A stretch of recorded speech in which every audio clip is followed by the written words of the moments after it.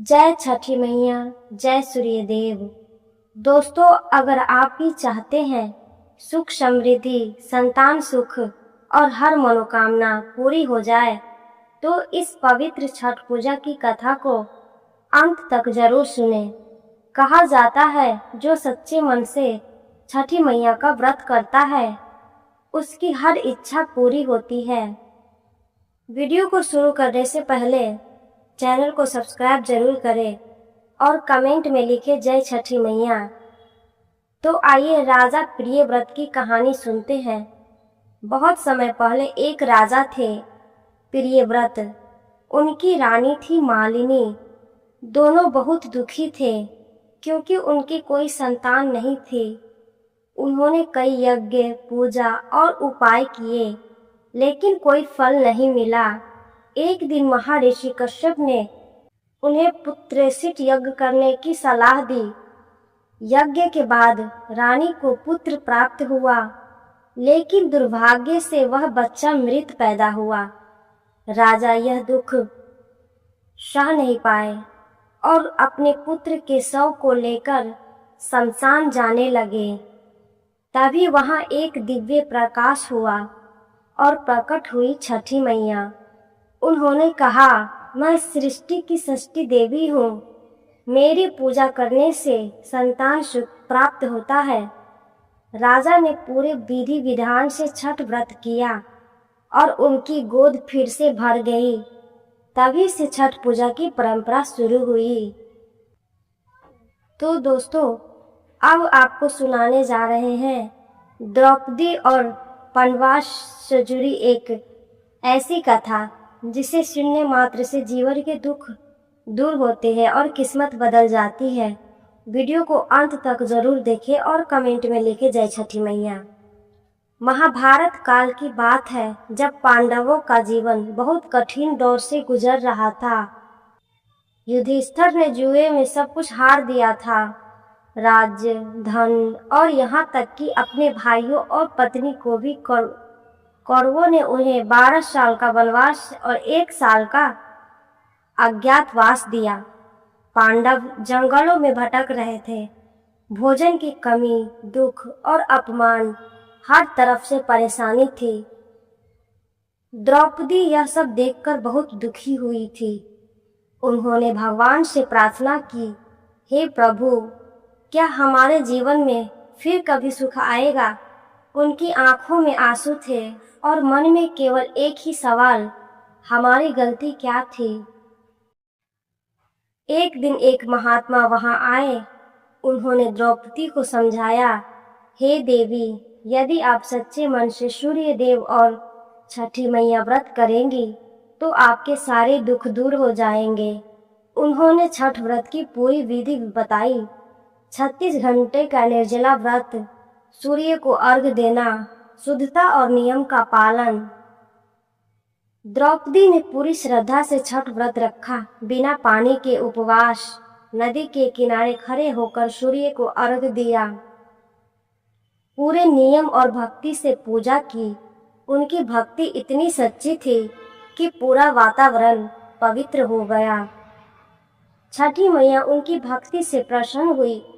पांडवों के दुख धीरे धीरे खत्म होने लगे। उन्हें शक्ति और साहस मिला और अंत में महाभारत युद्ध के बाद उन्हें अपना राज्य वापस मिला। सच्ची भक्ति कभी व्यर्थ नहीं जाती। कठिन समय में धैर्य रखना चाहिए। भगवान पर विश्वास ही सबसे बड़ी शक्ति है।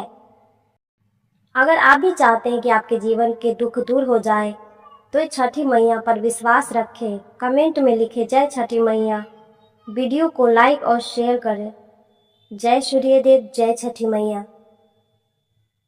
तो दोस्तों, अब हम आपको सुनाने जा रहे हैं लॉर्ड रामा और सीता से जुड़ी एक अद्भुत कथा, जिससे सुनने से जीवन में सुख, शांति और समृद्धि आती है। वीडियो को अंत तक जरूर देखें और कमेंट में जय छठी मैया लिखना ना भूलें। तो आइए ध्यान से सुनते हैं। लंका विजय के बाद लॉर्ड रामा और सीता अयोध्या लौटे। पूरे नगर में खुशियों का माहौल था।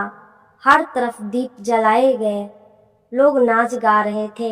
लेकिन भगवान राम के मन में एक ही गहरी सोच चल रही थी।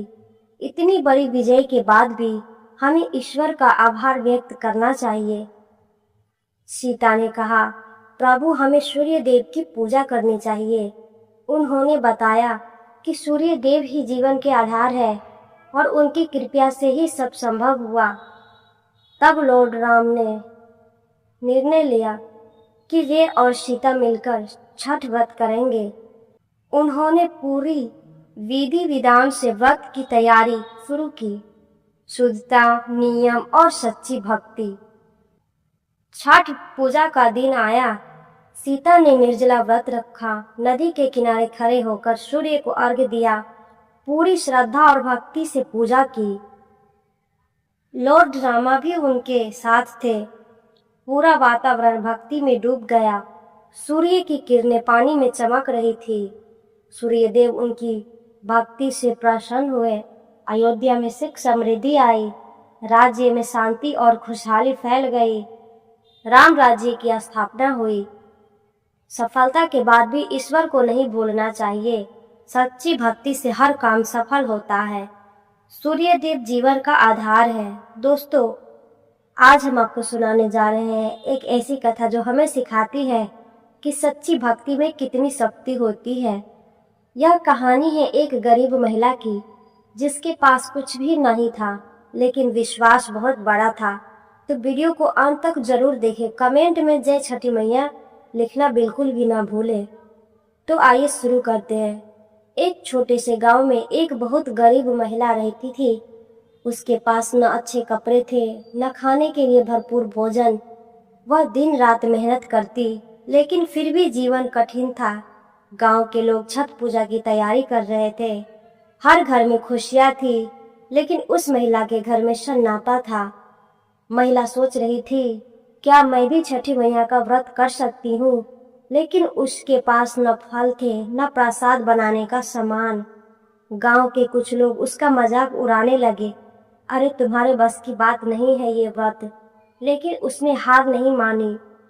उसने मन ही मन संकल्प लिया, मैं सच्चे दिल से छठी मैया का व्रत करूंगी।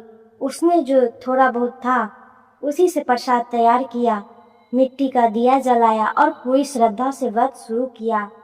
छठ पूजा का दिन आया। महिला ने निर्जला व्रत रखा, नदी के किनारे गई, पानी में खड़े होकर सूर्य देव को अर्घ्य दिया।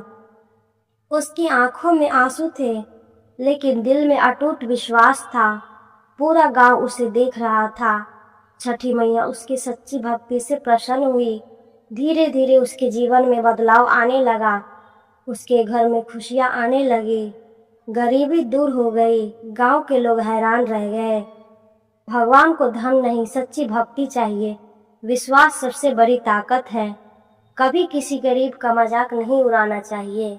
अगर आपने यह कथा पूरी सुनी है तो छठी मैया आपकी हर मनोकामना पूरी करें। कमेंट में लिखे जय छठी मैया। वीडियो को लाइक और शेयर करें और ऐसे ही भक्ति भरी कथाओं के लिए चैनल को सब्सक्राइब जरूर करें।